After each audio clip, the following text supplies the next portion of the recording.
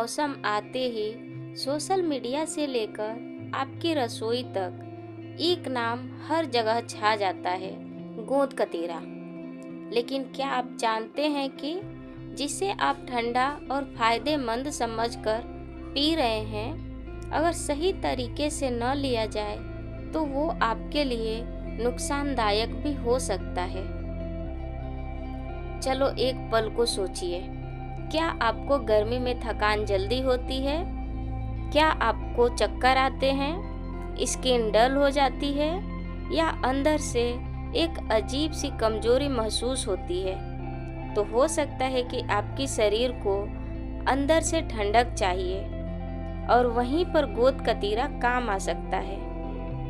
लेकिन अगर ये गलत समय पर या गलत चीज़ों के साथ लिया जाए तो ये अमृत नहीं, जहर बन सकता है। गोंद कतीरा एक नेचुरल रेजिन है जो एस्ट्रैगलैस नामक के एक पेड़ से निकलता है। इसे अंग्रेजी में ट्रांगा कैथ गम कहा जाता है। ये ज़्यादातर इंडिया, ईरान, अफगानिस्तान जैसे देशों में पाया जाता है और आयुर्वेद के अनुसार इसकी तासीर बहुत ठंडी मानी जाती है, यानी ये शरीर की गर्मी को शांत करने में मदद करता है। अब लोग अक्सर इसे ट्रेंड समझकर पीना शुरू कर देते हैं, लेकिन बिना जाने कि सही तरीका क्या है। जैसे कई लोग सूखा गोंद कतीरा खा लेते हैं, जबकि वो पेट में जाकर फूलता है और इससे गैस, अपच या मरोड़ हो सकती है। कुछ लोग इसे दिन में 2 से 3 बार पीते हैं, जिससे शरीर में ज़रूरत से ज़्यादा ठंडक आ जाती है और कफ, जुखाम या जोड़ों में दर्द हो सकता है।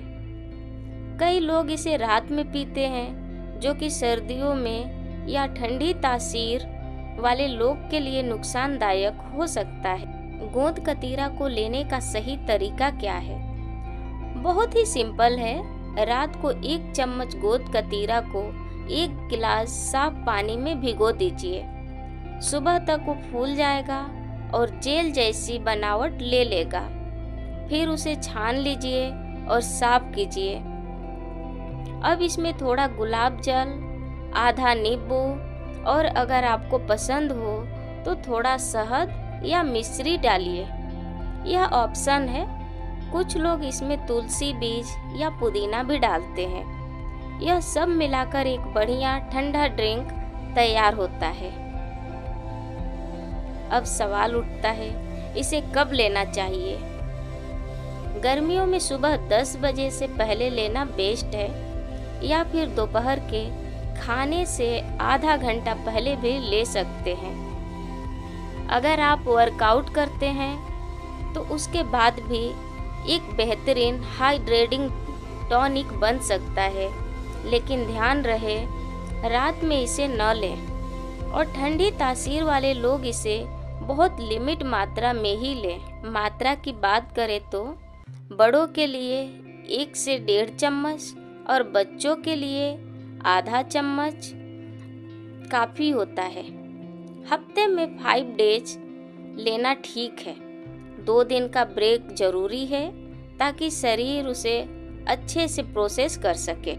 अब फायदे की बात करें तो गोंद कतीरा शरीर की गर्मी को शांत करता है, डिहाइड्रेशन से बचाता है, स्किन को ग्लोइंग बनाता है, एसिडिटी और कब्ज से राहत देता है, ब्लड शुगर को कंट्रोल करने में मदद करता है, महिलाओं के हार्मोन बैलेंस में सपोर्ट करता है और शरीर में एनर्जी भी बढ़ाता है। साइंटिफिक रिसर्च के अनुसार गोंद कतीरा में एक ऐसे कंपाउंड्स होते हैं जैसे पॉलीसेक्राइड, एंटीऑक्सीडेंट और हाइड्रोफिलिक फाइबर, जो डाइजेशन में और आंत की हेल्थ में हेल्प करते। अब थोड़ा और गहराई में चलते हैं। आयुर्वेद कहता है कि शरीर में 3 प्रकार के दोष होते हैं, वात, पित्त और कफ। दोस्तों, अगर इन तीनों वात के बारे में डिटेल्स में जानना चाहते हैं तो कमेंट करके बताइए, हम उस पर कंप्लीट वीडियो लेकर आएंगे। अब हम वापस आते हैं। गोद कतीरा खास तौर पर पित्त और वात दोष को संतुलित करता है। लेकिन अगर आपकी तासीर कफ वाली है, मतलब आपको बार बार सर्दी, जुकाम, बलगम जैसी शिकायत रहती है, तो इसे बहुत लिमिट क्वांटिटी में लें। कुछ लोगों को गोद कतीरा बिल्कुल नहीं लेना चाहिए, जैसे जिनका शरीर पहले से ठंडा रहता है, जिन्हें हमेशा सर्दी जुकाम की दिक्कत रहती है, जिन्हें लो बीपी की समस्या है, या जो पहले से कोई दवा ले रहे हैं। प्रेग्नेंट या दूध पिलाने वाली महिलाएं इसे बिना डॉक्टर या डाइटिशियन की सलाह से न लें। अब बात करें एक हफ्ते के प्लान की कि कैसे आप इसे अपनी डाइट में शामिल कर सकते हैं। मान लीजिए मंडे को आप सुबह इसे गुलाब जल और तुलसी बीज के साथ लें। ट्यूसडे को दोपहर 11 बजे इसे नींबू और मिश्री के साथ लें। वेडनेसडे को गोद कतीरा न लें, उस दिन आप कोई और फ्रूट्स ड्रिंक उस दिन आप कोई और फ्रूट जूस जैसे तरबूज का जूस ले सकते हैं। थर्सडे को सुबह 10 बजे इसे सौंफ और गुलकंद के साथ लें। फ्राइडे को दोपहर 12 बजे पुदीने के साथ लें। सैटरडे को रेस्ट करें, उस दिन छाछ या मट्ठा लें। संडे को सुबह 8:30 बजे तुलसी जल के साथ गोद कतीरा ले सकते हैं। तो इस तरह आप इसे एक हफ्ते की प्लानिंग में बड़ी आसानी से शामिल कर सकते हैं बिना ओवरडोज किए। एक और ज़रूरी बात, गोद कतीरा को दूध, दही या बर्फीली चीज़ों के साथ कभी न लें। ये चीज़ें उसके असर को गड़बड़ कर सकती है। हमेशा रूम टेम्परेचर वाली या हल्की गुनगुनी चीज़ों के साथ लें। और हाँ, महिलाओं के लिए ये बहुत फ़ायदेमंद हो सकता है PCOS या हार्मोन्स इम्बैलेंस में, अनियमित पीरियड्स में। लेकिन प्रेगनेंसी में इसे लेकर बहुत सावधानी रखनी चाहिए। डॉक्टर से सलाह जरूरी है। अब जरा आयुर्वेद की बात करते हैं। चरक संहिता में कहा गया है, सर्वस्याय रोगम मूलम शीतलता, यानी शरीर में अगर अंदर से ठंडक बनी रहे तो रोग पास नहीं आते।